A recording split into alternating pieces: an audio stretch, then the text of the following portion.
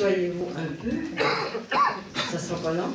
C'est important que les l'onction d'huile, hein, que je vous avais expliqué, là. Ça fait 19 ans que la bouteille est comme ça. Et j'avais plus d'onction d'huile, et j'étais avec mon directeur spirituel. On dit ce que j'étais, là. Ah oui, je sais pas quoi. J'ai tellement été partout que je sais plus ce que j'arrive. Et puis, j'avais plus d'huile. Alors mon directeur spirituel, il dit, Colette, t'as pas d'huile, comment tu vas faire? Il y a 400 personnes dans l'église. Alors, ben, j'ai dit, on va faire quelque chose, là, hein? Il n'y avait plus rien dans la bouteille d'huile. Fait que, à un moment donné, j'ai dit, bon, Saint-Anne, j'ai plus d'huile, comment je vais faire? Tout à coup, la bouteille s'emplit.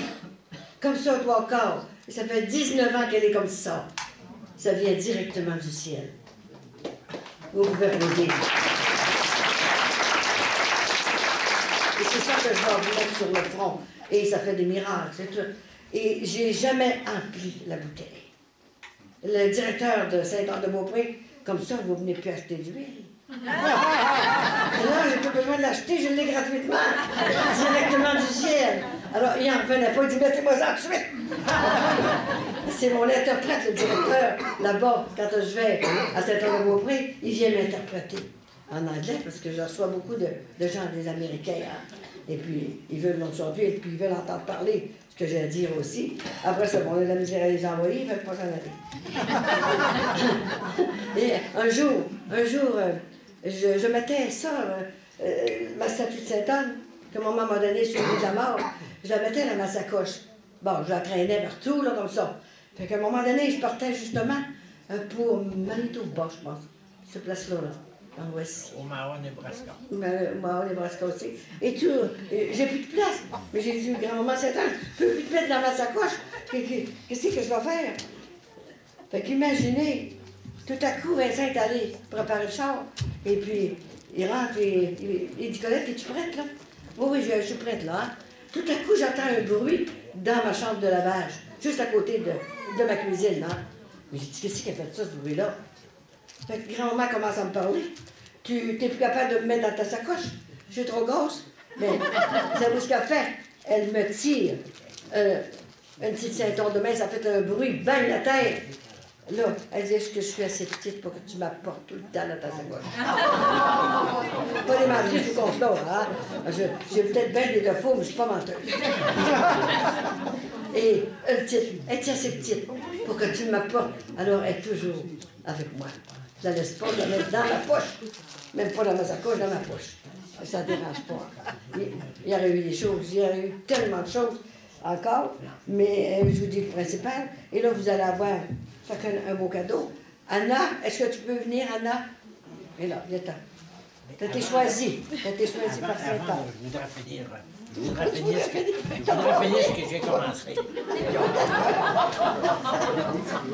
Ça ne sera pas long, ça va durer pas 2-3 minutes. Parce que Sainte-Anne, ce qu'elle a dit, Sainte-Anne a dit, il faut vous témoigner.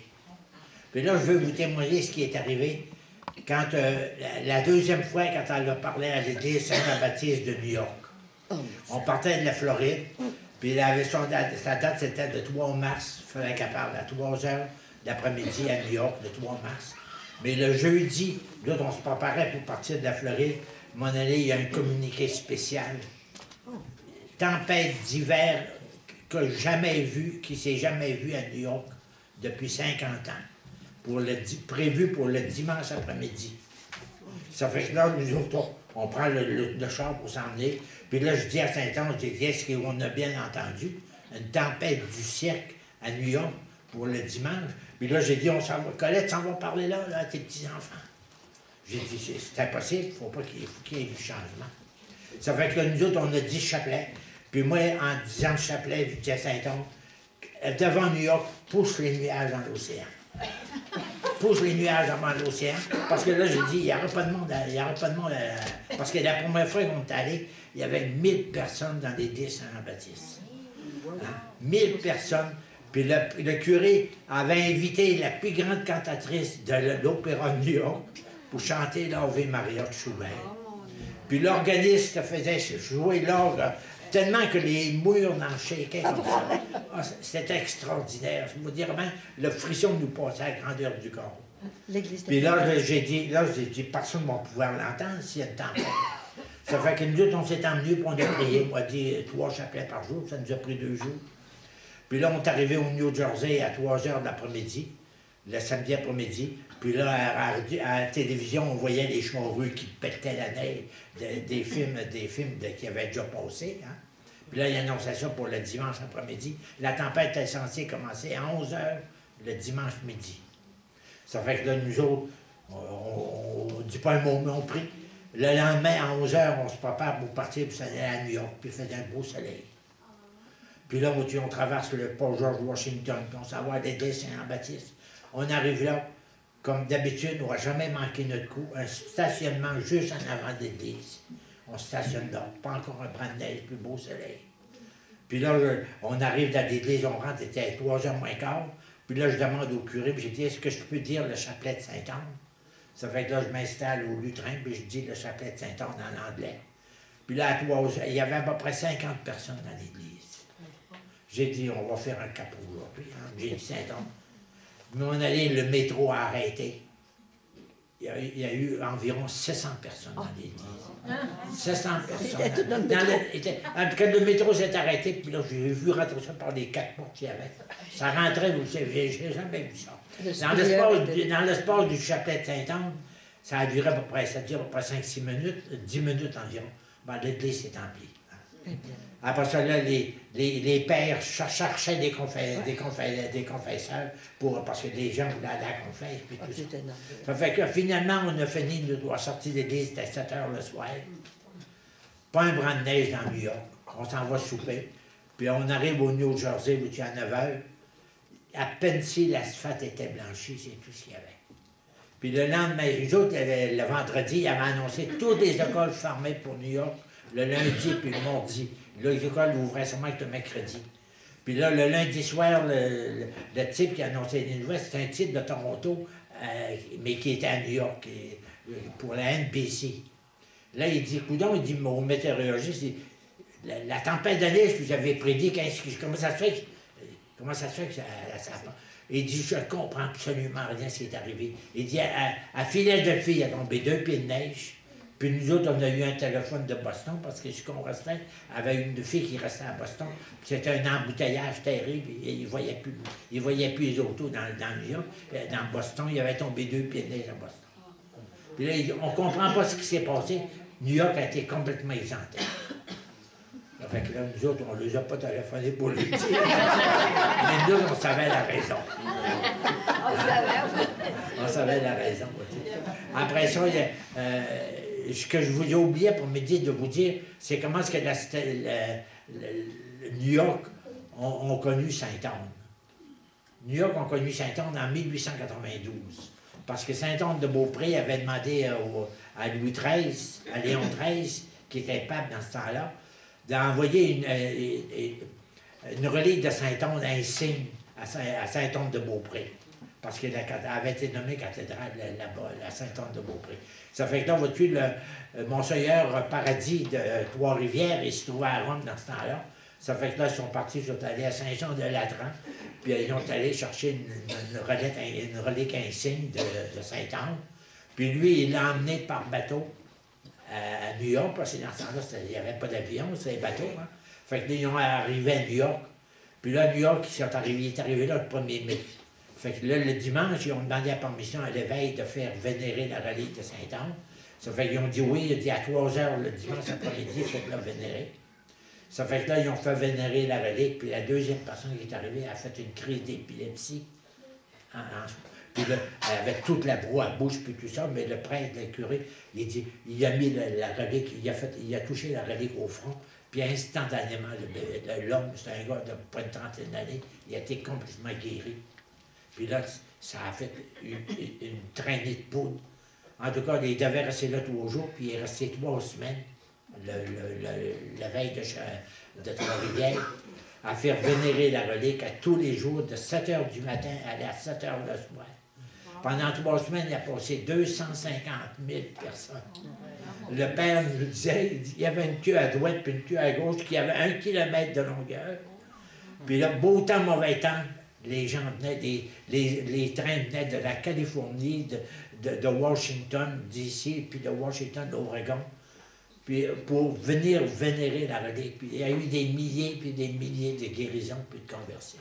Beaucoup de protestants qui se sont convertis.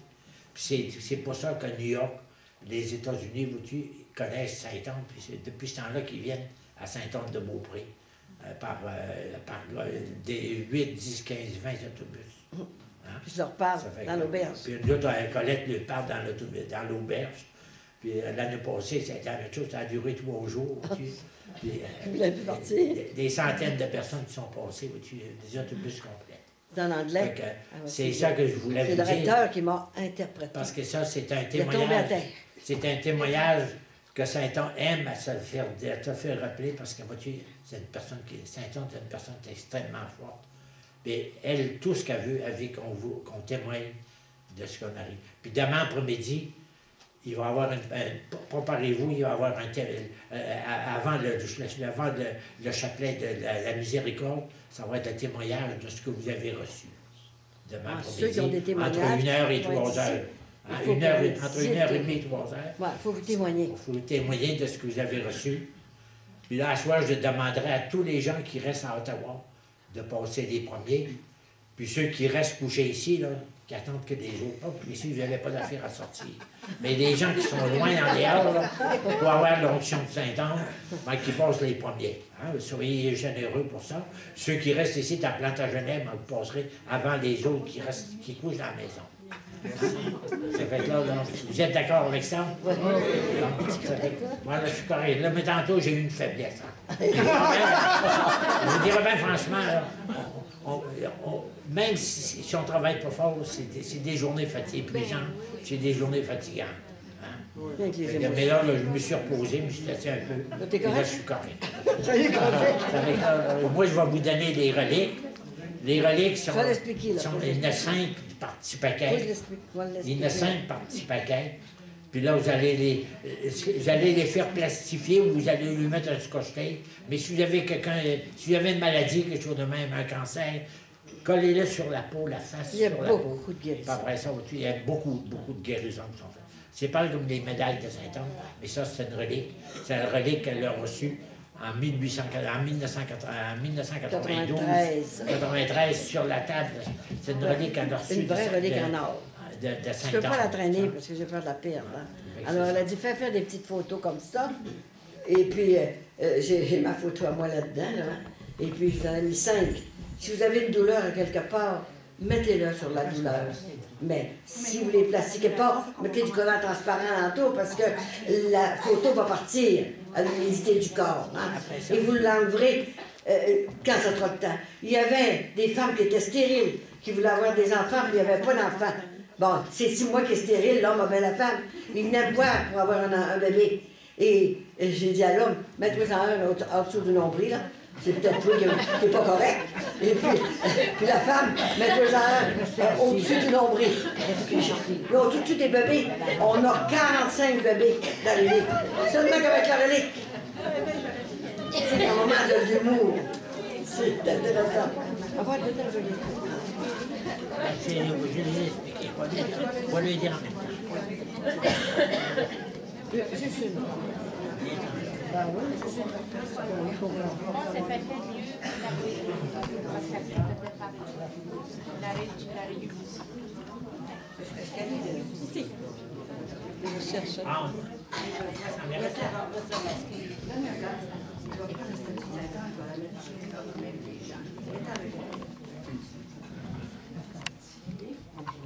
Après l'onction de Bible, vous venez me voir.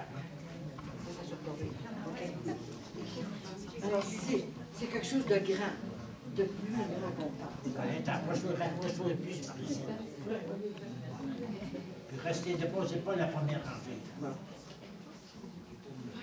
À un moment, c'est au nom de Jésus, me dit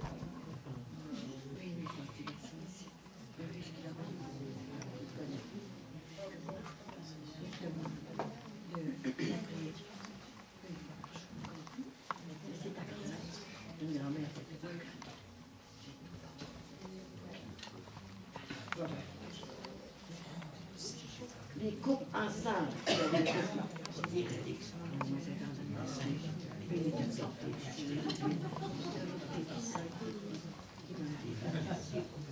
Maintenant, tu la connais.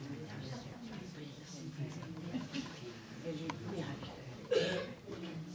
On va aller chercher ta Maman, c'est un nom de Jésus, je te demande de prier pour ton fils. Avec cette difficulté qui sanctifie, qui donne sa grâce de tout ça. Je sais que tu n'oublieras jamais cette journée, ces 2 jours que j'ai passés ici. Parce que c'est ta grand-mère. Tu savais